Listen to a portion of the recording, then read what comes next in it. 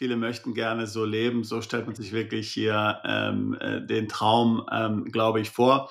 Und zwar lebe ich auf Morotai in den Nordmolukken. Das ist eine ganz, ganz abgelegene Inselregion, sage ich mal, im Nordosten von Indonesien. Man tut sich da selbst im Grunde nichts Gutes, wenn man von vornherein manche Länder ausschließt. Also es machen ja selbst die Muslime nicht alle. Und dann gibt es ja noch, wie gesagt, andere Religionen. Ne? Also Hinduismus ist dann da, dann haben wir Christen, es gibt auch wenige Buddhisten. Steuern ist ja in Thailand auch ein Thema, was jetzt sich in den letzten Jahren eher negativ entwickelt hat. Wir zahlen erst ab einem gewissen Betrag Steuern und selbst dann sind es wirklich wenige. Perspektive Ausland. Der Podcast für Unternehmer und Freiberufler, die es ins Ausland zieht. Egal ob Steuerplanung, Auslandsfirmengründung oder Lifestyle-Fragen. Hier geht's jede Woche zur Sache. Und hier sind deine Gastgeber, Daniel Taborek und Sebastian Sauerborn.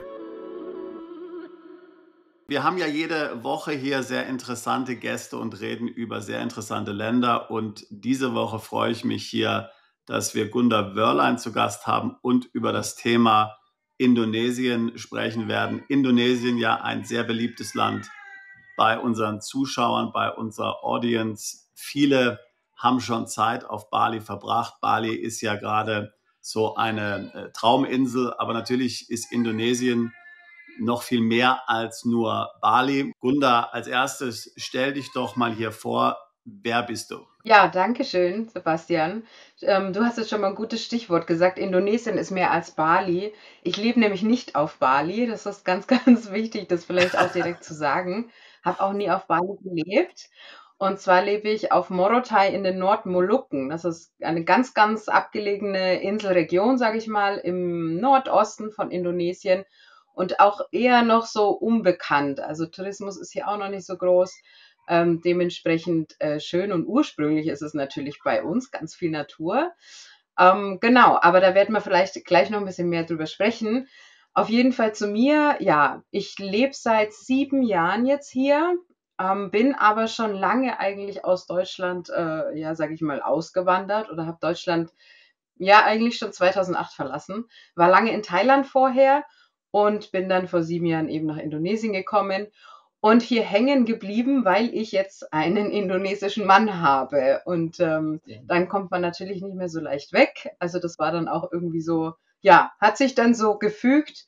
Und jetzt leben wir, wie gesagt, hier auf Morotai im Dschungel tatsächlich. Also wir leben nicht in einem Dorf oder in der Stadt, sondern wir haben uns Land gekauft im Dschungel, ein bisschen oben auf den Bergen, ziemlich viel sogar mit Kokosplantage und mit richtig ursprünglichem Dschungel. Und wir haben uns hier vor 2 Jahren unser Haus gebaut. Also mein Mann hat's gebaut, er ist Baumeister. Und ja, jetzt leben wir hier und genießen tatsächlich das Inselleben, das ruhige Inselleben. Ja, Genau. das ist ja wirklich Ja. traumhaft, kann man sagen. Viele möchten gerne so leben. So stellt man sich wirklich hier den Traum, glaube ich, vor. Wie war denn deine Reise nach Asien? Du hast davor gesagt, du hast lange in Thailand gelebt. Was hat dich konkret damals nach Asien verschlagen und warum bist du dann von Thailand nach Indonesien umgezogen? Also das Thema Auswandern war schon immer mein Thema. Also seit ich ein kleines Kind bin, wollte ich irgendwo leben am Meer, wo es warm ist, wo es möglichst selten kalt ist. Und ja, ich weiß von klein auf, ich weiß auch nicht, wo das herkam, aber das war schon immer mein Thema. Und ja, dementsprechend habe ich mich dann auch für den Beruf entschieden, den ich gelernt habe. Also ich wollte dann anfangs erst Stewardess werden, ne, so der Klassiker, wo man in der Welt rumreisen kann. Und hätte aber dafür dann eine Hotelfachausbildung gebraucht, die ich dann gemacht habe. Und dann bin ich letztendlich nicht Stewardess geworden, sondern habe mir dann gedacht, naja, Hotel ist ja auch ganz gut. Dann suche ich mir eben ein schönes irgendwo im Ausland und kann dort arbeiten, weil damals war das ja noch nicht so leicht wie jetzt, dass man irgendwie online arbeiten kann. Ja, also das war ja wirklich noch klassisch. Da musste man sich wirklich so, ne, ich sage jetzt mal, einen normalen, klassischen Job suchen. Das können sich die ganz jungen Leute, die heute 20 sind, gar nicht mehr vorstellen. Ja? Ja, ja, tatsächlich. Also, ich muss auch immer lachen, weil ich weiß noch die ersten Aufenthalte in Thailand. Also, ich bin da in irgendein Internetcafé gegangen und musste da irgendwie über Messenger habe ich dann da kommuniziert und weiß nicht, das ist einfach so ein Unterschied. Und wenn ich mir denke, jetzt irgendwie junge Leute oder auch Ältere, ne? Also, jeder, der jetzt auswandern will, das ist ja so leicht, wenn man irgendwie online sich da ein bisschen was aufbaut, wo man dann ortsunabhängig Einkommen generieren kann. Also, ist ja wirklich mittlerweile fast für jedermann zugänglich, sage ich mal so. Genau, Hotel, da waren wir.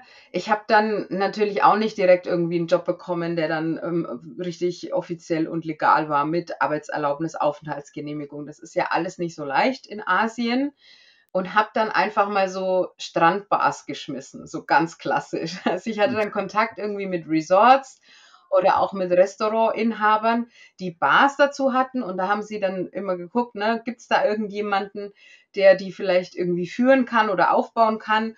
Und da hat man halt dann Kost und Logis umsonst bekommen und war dann vielleicht, keine Ahnung, 20% vom Verkauf irgendwie beteiligt.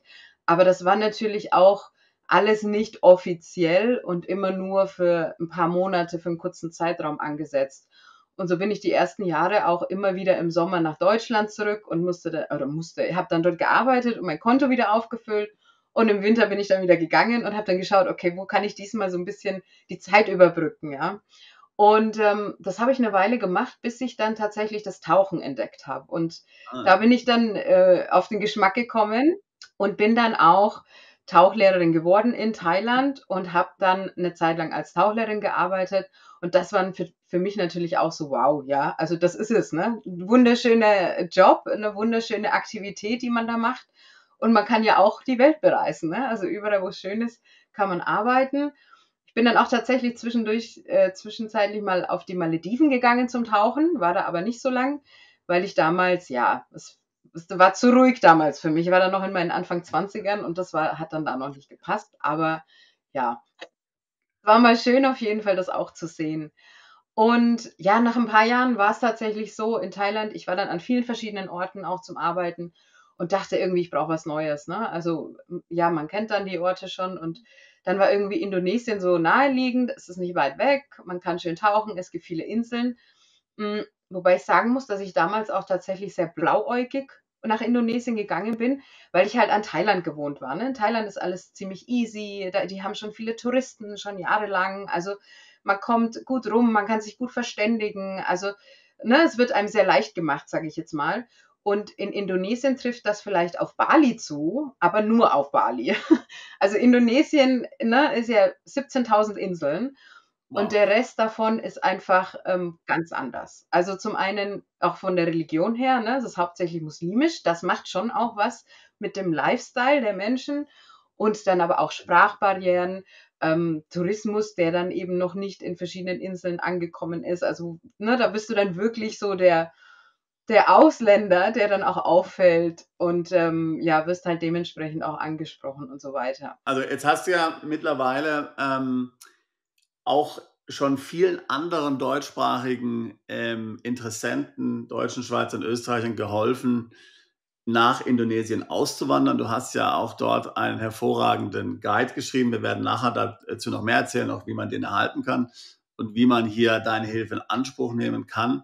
Also offensichtlich diese positiven Erfahrungen oder diese Neugierde auf Indonesien, die teilen ja auch viele andere aus dem deutschsprachigen Raum. Ja? Würdest du das auch so sagen? Auch jetzt, wie jetzt vielleicht mal Bali ist natürlich speziell, denke ich mal, aber jetzt generell Indonesien spricht viele andere auch an. Und was sind vielleicht die Gründe dafür, außer denen, die du jetzt schon gesagt hast? Ja, also ich denke einfach das Bild, das man von Indonesien hat, ne? Das sind einfach Inseln, tropische Inseln, noch ursprünglich ganz weit weg von Europa. Also ich denke, das ist einfach das Faszinierende dran. Wobei ich jetzt erfahrungsgemäß auch von den Menschen, denen ich geholfen habe, weiß, dass schon der Fokus immer noch auf Bali liegt. Also das ist einfach immer noch diese It-Insel. Und ja, ich versuche dann natürlich auch ein bisschen so den Fokus wegzubringen. Ich habe auch einen Podcast gestartet vor ein paar Jahren. Da ging es darum, dass ich mit Auswanderern auf anderen Inseln gesprochen habe in Indonesien und nicht nur auf Bali, weil ich einfach den Fokus drauf, ja, weg von dieser Touristeninsel nehmen wollte und einfach mal sagen wollte, hey, da gibt es so viele schöne andere Ecken. Und das Spannende ist ja auch an Indonesien, das ist vielleicht auch ein Grund, also wer sich so ein bisschen auskennt, eben außerhalb von Bali, es ist ein Riesenland, ne? Also Indonesien ist 5000 Kilometer lang, das muss man sich einfach mal vorstellen, und hat 17.000 Inseln. Und jede Inselregion ist anders, weil früher, also ne, ist so ein bisschen ein geschichtlicher Hintergrund, hier waren ja lange die Holländer, bis 45 ungefähr, wenn ich mich jetzt nicht täusche, also noch gar nicht mal so lang her. Und die waren hier über 300 Jahre und haben ganze Inselregion in Beschlag genommen sozusagen. Aber eigentlich sind diese Inselgruppen ja unabhängig voneinander, haben sich entwickelt, ja, und haben eine Sprache oder verschiedene Sprachen sogar, haben ihre Traditionen, ihre Bräuche. Und wenn man dann hier mal ein bisschen rumreist, dann merkt man das eigentlich, ne? Dann kommt man in eine andere Region, es ist wie ein anderes Land. Und ich sage auch öfter mal, ne, also eigentlich wäre Indonesien nicht ein Land, sondern das wären mindestens 5 Länder, weil die einfach in sich so unterschiedlich sind, diese Regionen. Und ich glaube, das macht es auch einfach spannend, hier rumzureisen und auch diese Unterschiede dann zu entdecken. Warum glaubst du, dass jetzt gerade Bali sich so als Touristeninsel und so als Trauminsel herauskristallisiert hat, wenn es 17.000 andere Inseln in Indonesien gibt? Also zum einen denke ich, liegt schon auch an der Religion, die dort in Bali vorherrscht. Bali ist hauptsächlich hinduistisch und das ist natürlich auch so ein bisschen ähnlich zum Buddhismus in Thailand, ne? Also da fühlen sich viele davon angesprochen, würde ich jetzt mal sagen. Ja, also der Rest von Indonesien ist dann hauptsächlich muslimisch geprägt. Es hat zwar auch christliche Gemeinden, aber ja, ich weiß jetzt nicht, ob das dann die Menschen so wirklich anzieht. Ja, und dieser Hinduismus eben mit all den Traditionen und Bräuchen und die Mischung dann auf dieser tropischen Insel, ich glaube, das macht es wirklich speziell. Das macht so den Charme aus von Bali. Und aber auch, weil es einfach so sehr gehypt wurde und auch immer gehypt, das muss man auch dazu sagen, ne? So irgendwie Filme wie Eat, Pray, Love, die kennt ja eigentlich jeder. Ich glaube, da ist es dann wirklich losgegangen mit Bali. Und dann auch jetzt in den letzten Jahren diese digitale Nomadenbubble, ne, die sich da immer vergrößert. Und Mhm. da wird ja auch einfach ganz viel in die Richtung promoted und weiter verbreitet, was das für ein Lebensstil ist. Und da kommt das natürlich her. Wir haben jetzt schon mehrfach über das Thema Religion gesprochen. Du hattest das auch angesprochen, dass im Grunde genommen Indonesien wahrscheinlich auch aufgrund der Tatsache, dass es weitestgehend ein muslimisches Land ist, vielleicht jetzt seine eigenen Traditionen hat und dadurch sich auch unterscheidet von Thailand. Viele unserer Zuschauer und Zuhörer kennen natürlich auch Malaysia, auch ein muslimisches Land, auch sehr beliebt, und man kennt ja aus Malaysia doch einen sehr weltoffenen Islam, wo man auch als Ausländer jetzt hier problemlos leben kann, wo man hier unbehelligt ist und wo man jetzt hier sich keinerlei Sorgen machen muss. Würdest du sagen, es ist in Indonesien ähnlich, oder muss man da sich schon eher anpassen vielleicht? Würde ich jetzt nicht sagen, dass man sich wirklich anpassen muss. Man muss darauf vorbereitet sein, dass an jeder Ecke eine Moschee steht und dementsprechend natürlich auch immer wieder da der Muezzin ruft. Ich denke, das ist auf jeden Fall was, da muss man sich darauf einstellen. Aber jetzt, dass man sich anpasst, also es gibt eine Region in Indonesien, das ist Aceh, die ist wirklich sehr extrem muslimisch. Also da gilt auch das Scharia-Recht, das ist so eine Autonomieregion, und ich denke, da muss man vielleicht sich entsprechend kleiden und ja, weiß ich nicht. Ich war noch nicht dort, ich kann es nicht wirklich genau sagen. Aber jetzt vom restlichen Indonesien her, es ist nicht so, dass man sich komplett lang anziehen muss als Frau. Also das habe ich nie wirklich gemacht und da wurde mir auch nie wirklich irgendwas ans Herz gelegt oder irgendwie, da hat jemand was dazu gesagt. Ich denke, das ist doch sehr tolerant und ja, doch, eigentlich schon. Also ich hatte nie das Gefühl, dass man da irgendwie als Ausländer, sage ich mal, schräg angeschaut wird, ne? Oder man sich da irgendwie unterordnen muss oder sowas. Ich denke, solange man da offen und tolerant auf die Menschen zugeht, ist das vollkommen in Ordnung. Und die sehen ja auch, man ist Ausländer irgendwie. Und da hat man dann auch immer noch mal so, wie soll ich sagen, so kleine Privilegien. Ja, da wird einem oft ja auch viel verziehen. Ja, also wenn man da jetzt dann irgendwie, keine Ahnung, nicht gekleidet ist wie Muslime, dann ist das auch kein Problem. Ja, es ist auch interessant zu sehen, jetzt, es geht jetzt sehr um Kleidung, aber wenn man dann die Mischung sieht, ne, dann hat man irgendwie Frauen mit Kopftuch rumlaufen, dazwischen laufen dann wieder irgendwie christliche Frauen, die haben dann ihre kurzen Kleidchen an und so. Also da ist es schon sehr, sehr entspannt, muss ich sagen. Also du würdest jetzt nicht sagen, dass wenn jetzt zum Beispiel hier jüngere Damen hier von Deutschland nach Indonesien auswandern, dass sie dort jetzt überall mit dem Kopftuch zum Beispiel, mit dem Schleier rumlaufen müssen in der Öffentlichkeit. Nein, nein, das auf keinen Fall. Also es machen ja selbst die Muslime nicht alle und dann gibt es ja noch, wie gesagt, andere Religionen. Ne? Also Hinduismus ist dann da, dann haben wir Christen, es gibt auch wenige Buddhisten und dann hier noch die Laozen, wenn ich mich nicht ganz täusche, wenn man das so sagt. Genau, also es ist schon gemischt auch das Bild auf den Straßen. Es wird was anders, wenn man natürlich sehr weit weg in abgelegene Regionen kommt, wie jetzt hier bei uns. Da sieht man dann schon eher, wenn man in ein Dorf reinkommt, okay, das ist ein muslimisches Dorf, weil sie dann fast alle irgendwie ein Kopftuch tragen. Aber auch selbst hier bei uns haben wir dann christliche Dörfer zwischendrin und da laufen sie dann alle wieder, sage ich jetzt mal so, wie bei uns rum, ja. Untereinander auch ist das schon auch sehr tolerant, wobei man natürlich auch nicht vergessen darf, dass es vor ein paar Jahren, vielen Jahren, ich weiß nicht, es war glaube ich 2000er oder Ende 90er, gab es ja hier auch immer wieder Aufstände, ne? Und das war auch so, waren auch religiöse Hintergründe, dass die Leute sich irgendwie, sich da ein bisschen bekämpft haben. Aber es hat sich soweit beruhigt und ja, würde ich jetzt schon als sehr tolerant so bezeichnen eigentlich. Ich sage das deswegen und das ist deswegen wichtig, weil man muss ja schon sagen, es gibt ja auch im deutschsprachigen Raum, muss ich sagen, oftmals Vorurteile, ja? Dass man sagt, also ich würde nie in ein muslimisches Land umziehen, Punkt, ja, ohne sich jetzt tatsächlich dort mit dem Land weiter auseinanderzusetzen. Und ich finde, ich habe da auch schon so ein separates Video gemacht.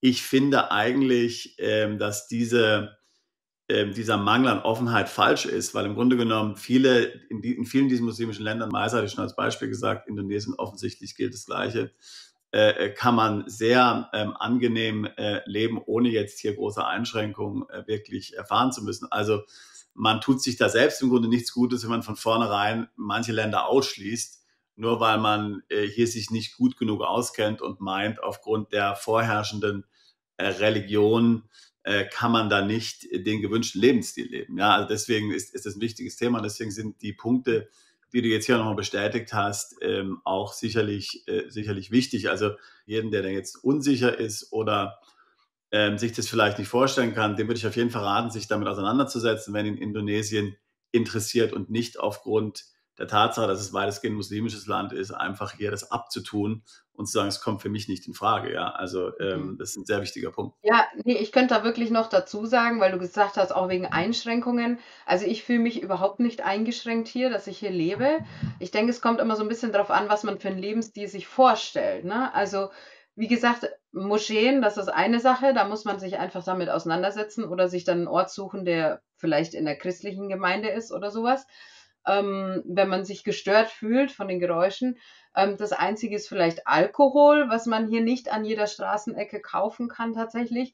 Also Alkohol ist nicht verboten und man kann normalerweise auch immer irgendwo was kaufen. Aber das ist natürlich nicht so wie bei uns, dass das in den Läden einfach so, ne, dass da die Regale voll stehen.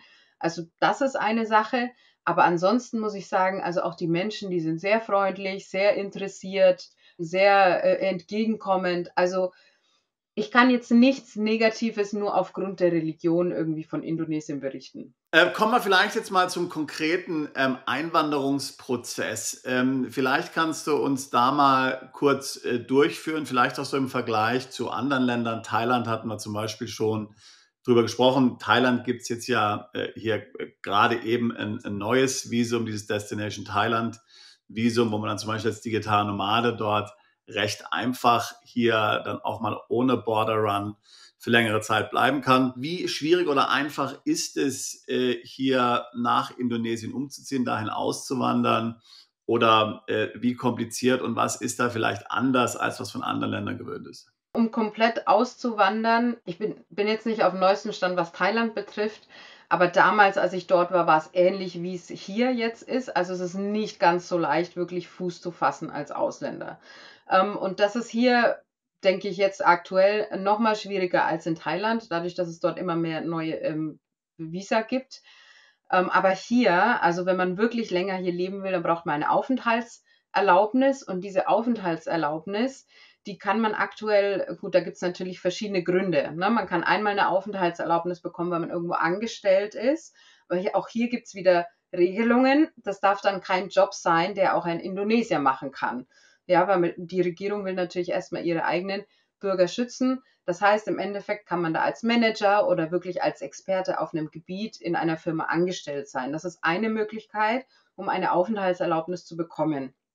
Dann gibt es die Möglichkeit, wenn man verheiratet ist, das ist jetzt wie bei mir der Fall, ne, wenn man mit einem indonesischen Staatsbürger verheiratet ist, dann bekommt man auch eine Aufenthaltserlaubnis. Als Rentner bekommt man auch eine Aufenthaltserlaubnis. Ja, ab einem gewissen Alter hat man ja dann ein geregeltes Einkommen aus dem Heimatland und dann kann man hier auch länger bleiben.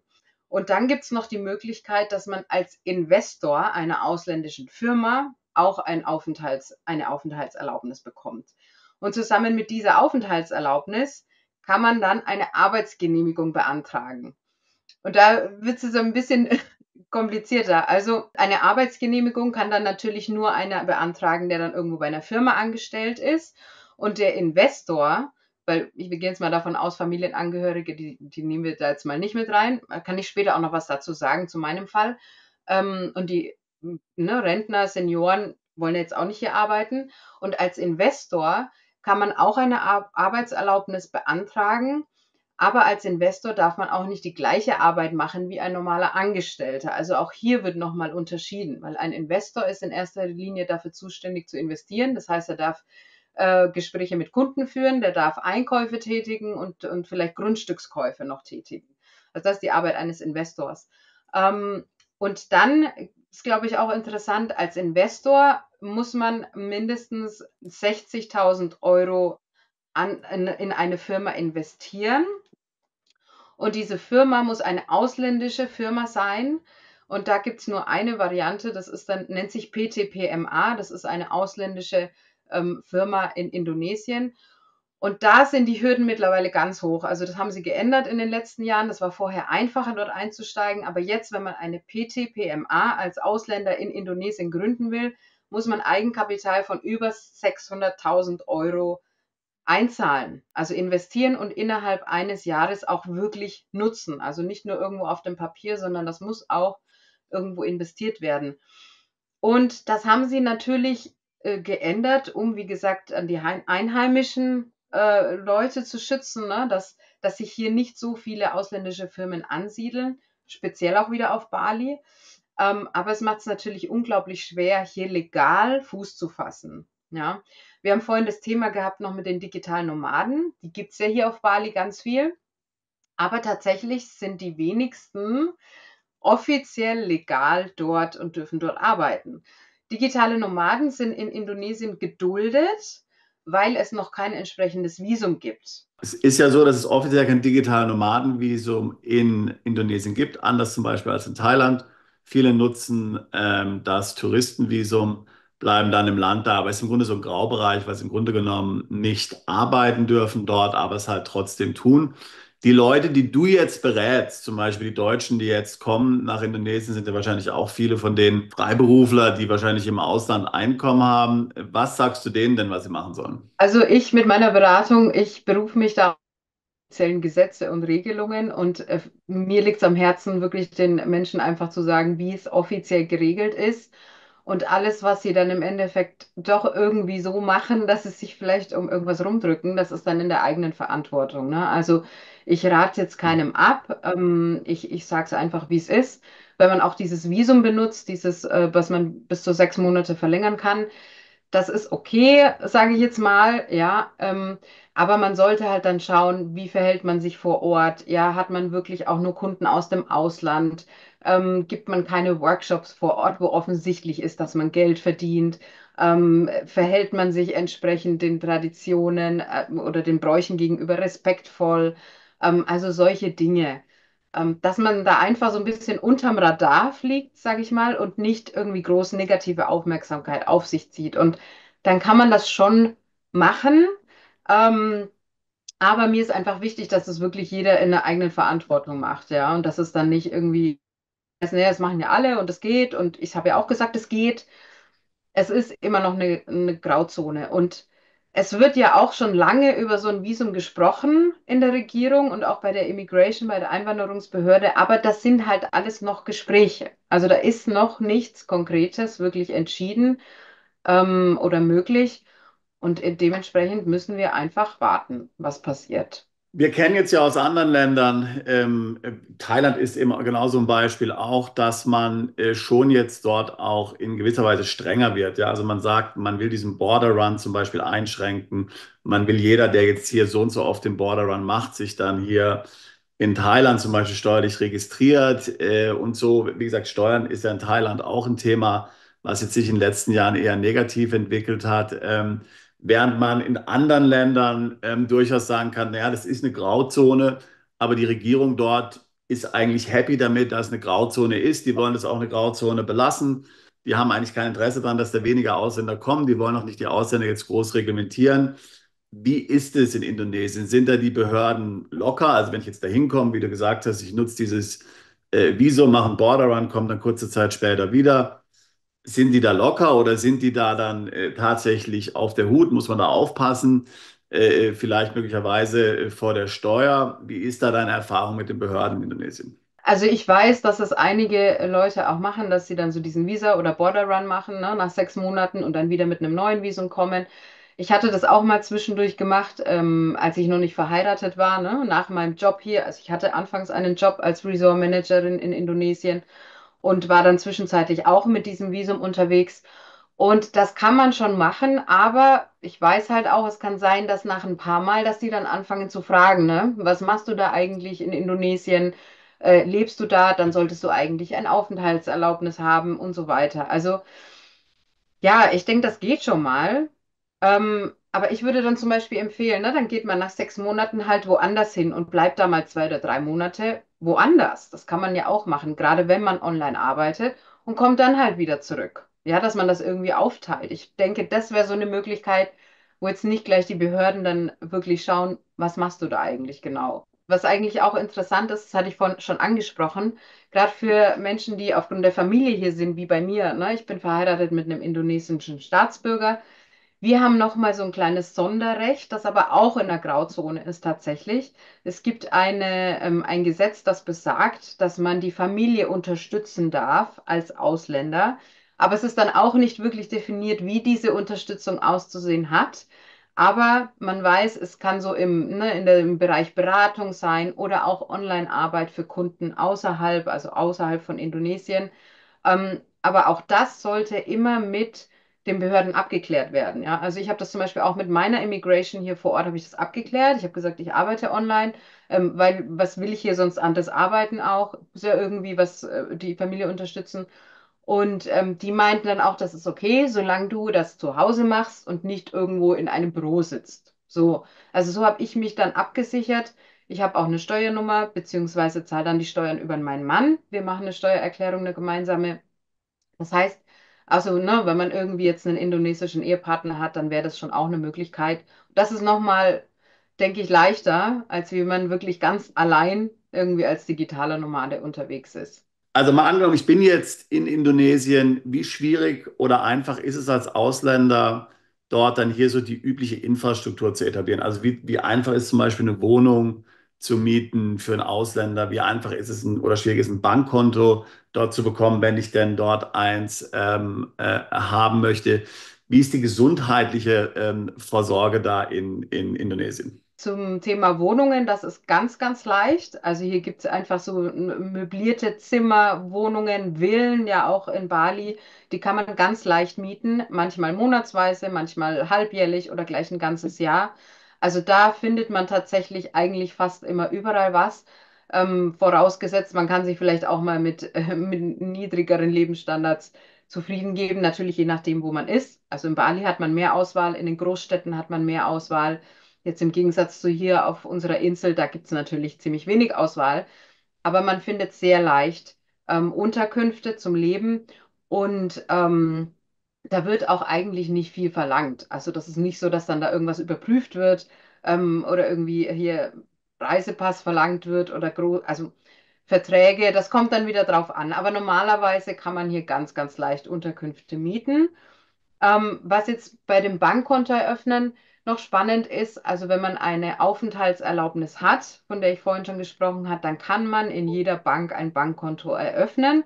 Das ist so die offizielle Voraussetzung und ich glaube auch gesetzlich vorgeschrieben. Aber ich weiß vor allem auch aus Bali, dass es viele Banken gibt, die auch sage ich mal, dieses normale 6-Monats-Visum akzeptieren würden. Das kann man schwer verallgemeinern, welche Bank das ist. Ja, aber sie haben, ne, können das ja selber nochmal bestimmen mit ihren eigenen Voraussetzungen. Und da lohnt sich einfach, wenn man dann vor Ort ist, wirklich nachzufragen und einfach verschiedene Banken anzusprechen und die Situation zu erklären oder ne, was man für ein Visum hat und ob es geht oder nicht. Also es ist nicht ganz unmöglich, wenn man keine Aufenthaltserlaubnis hat. Ähm, Zum Thema Gesundheitsversorgung, das ist natürlich ja schon auch immer ein wichtiges Thema. In den Großstädten und auch auf Bali ist die Versorgung schon relativ gut, würde ich sagen. Also es gibt auch internationale Krankenhäuser, auch mit englischsprachigen Ärzten. Je weiter man natürlich wegkommt irgendwohin, desto schwieriger wird's. Ja, also jedes Dorf hat so eine kleine, es nennt sich Puskesmas, das ist so eine kleine Gesundheitseinrichtung, wo dann meistens irgendwie eine Krankenschwester und vielleicht ein Arzt ist. Die können so erste Hilfe leisten, wenn was passiert. Aber die guten Krankenhäuser, die sind dann schon in den eher größeren Städten angesiedelt. Das kommt dann eben darauf an, wo man sich wirklich da niederlassen will. Verstanden, genau. Und hier ist natürlich auch eine Versicherung dann notwendig. Ich meine, wir haben dazu auch schon in anderen Podcast-Folgen gesprochen. Es gibt ja verschiedene Versicherungsprodukte, die man dann auch in Europa kaufen kann, die dann die Kosten dort abdecken. Das ist natürlich ein wichtiger Punkt. Jetzt eine Sache, die ich mir vorstellen kann und die mir auch immer wieder Mandanten der Beratung sagen, die sie jetzt in Indonesien attraktiv finden, sind so die Lebenshaltungskosten, die nach meinem Verständnis auch in Bali immer noch niedriger sind jetzt als in Westeuropa. Würdest du das auch sagen? Und wie ist dann der Unterschied zwischen Bali und dem Rest des Landes, wo du jetzt zum Beispiel wohnst? Ist da dann nochmal signifikant alles günstiger? Wir haben ja vorhin von Wohnungen gesprochen. Was muss ich so rechnen, wenn ich jetzt so eine Zwei-, Drei-Zimmer-Wohnung zum Beispiel mieten will mit einer akzeptablen Ausstattung, sage ich jetzt mal?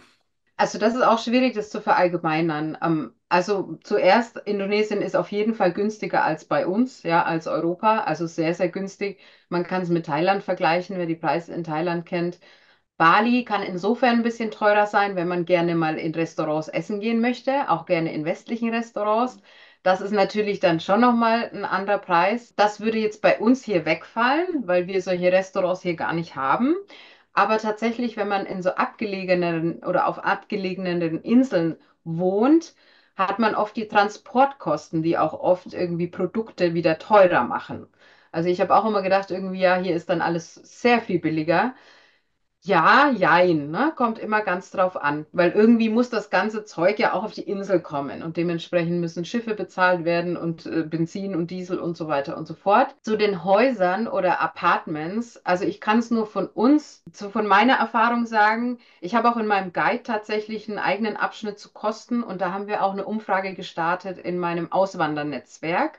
Und da bekommt man ganz, ganz viele verschiedene Antworten. Also wirklich je nach Lifestyle, ne? Jemand, der auf Bali lebt und der gerne auch mal einen Wein trinkt oder gerne in einem Restaurant essen geht, der hat weitaus mehr Kosten, die aber immer noch günstiger sind als in unserem Heimatland, der irgendwie in Europa. Aber der hat mehr Kosten als jemand, der sich vielleicht mit einem indonesischen Bier zufrieden gibt und dann einfach nur immer hier an der Garküche isst. Ja, also das kann man wirklich sehr schwer verallgemeinern. Und von den Wohnkosten, also ich weiß von mir, dass ich pro Monat eine kleine Villa oder dann auch so kleine Apartments mit ein, zwei Zimmern, habe ich im Monat meist so um die 200 bis 300 Euro gezahlt. Ja, das war so auch meine Erfahrung.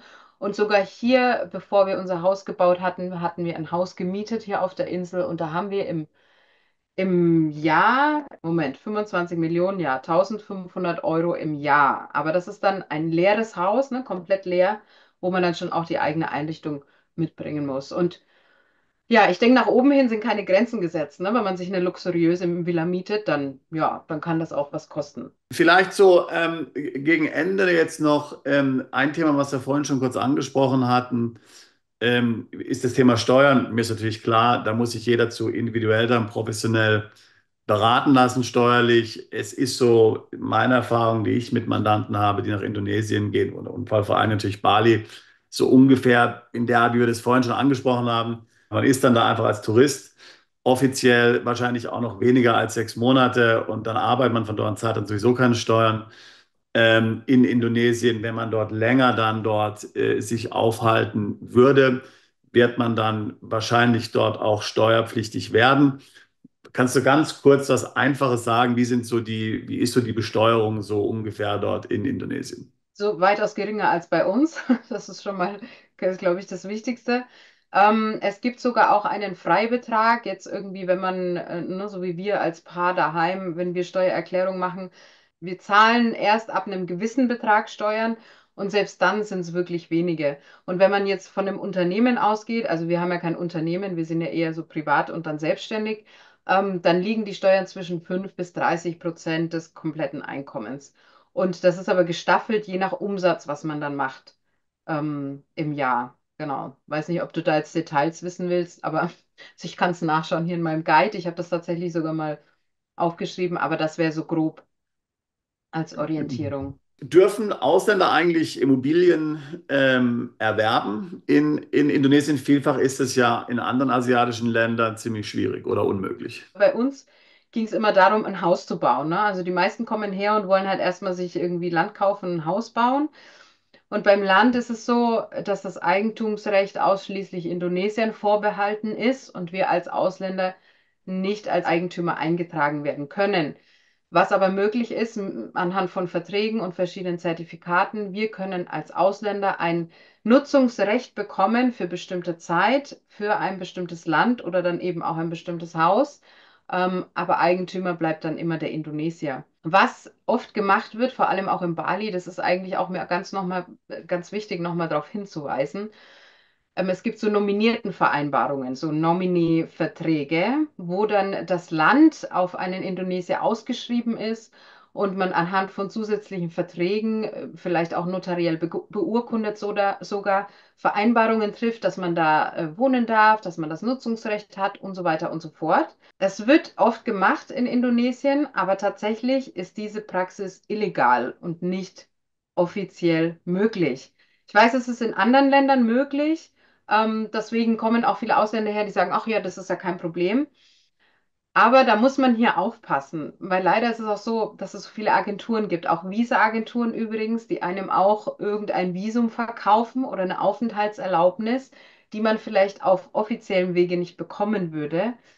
Ja, weil sie irgendwie diese Regelungen umgehen, aber im Endeffekt ist es natürlich nicht offiziell legal und so, wie es sein sollte. Also da muss man ein bisschen aufpassen. Das sind die Visa-Agenturen und dann gibt es aber auch so Immobilienmakler und Berater und selbst mit Notaren muss man ein bisschen hier aufpassen, weil überall, wo man halt Geld machen kann, da versuchen sie es. Gerade diese nominierten Vereinbarungen für Grundstücke, die gibt es auch tatsächlich für Unternehmen. Es gibt auch sowas, dass das Unternehmen offiziell auf einen Indonesier läuft und man hat zusätzlich Verträge, dass man selbst irgendwie das letzte Wort hat. Aber vor Gericht wird immer den Indonesiern da Recht gegeben, weil diese Praxis offiziell nicht erlaubt ist. Also da muss man ein bisschen aufpassen. Am besten mieten, Langzeitverträge oder pachten. Also das ist auf jeden Fall möglich. Und dann natürlich, das ist immer zeitlich begrenzt, da muss man halt dann irgendwie schauen, ne, dass man das danach wieder verlängert oder wie man das wirklich regelt mit dem jeweiligen Eigentümer, dass man auch langfristig dann Rechte daran hat. Ja, Gunda, vielen Dank. Da sind wir auch schon am Ende unserer Zeit angelangt. Vielen Dank für die interessanten Informationen. Wir blenden deine Kontaktdetails jetzt hier ein. Man hat ja jetzt hier in unserem Gespräch eindrucksvoll sehen können, wie gut du dich mit dem Thema auskennst. Du hilfst Deutschsprachigen hier, die nach Indonesien auswandern wollen. Dann kann man sich deinen Guide besorgen, kann mit dir Kontakt aufnehmen.